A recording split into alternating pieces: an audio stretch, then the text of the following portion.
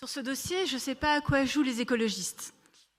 Pour rappeler, il s'agit en effet d'un mur végétal qui est menacé, d'un mur végétal mais pas seulement, de toitures aussi, de nombreuses toitures qui sont laissées en friche et qui sont une véritable réserve pour les oiseaux et aussi une réserve aussi de biodiversité végétale. Il est vrai que le devenir de ce projet immobilier dépend énormément des décisions juridictionnelles qui vont avoir lieu bientôt. Et pour l'instant, les marges de manœuvre de la ville de Paris ne sont pas très grandes, surtout qu'elle a laissé passer en 2017 la délivrance du permis de construire.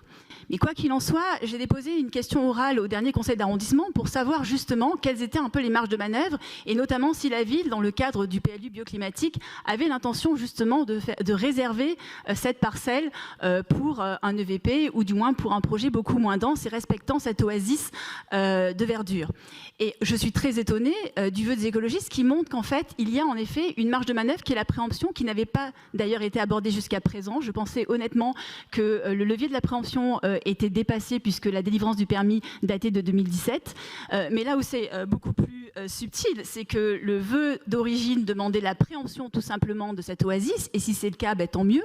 Et puis bien sûr, vous l'avez amendé en moins de 2 jours après pour en fait totalement l'édulcorer, puisqu'il s'agit d'étudier, en effet, de poursuivre l'étude éventuelle dans une commission d'une préemption.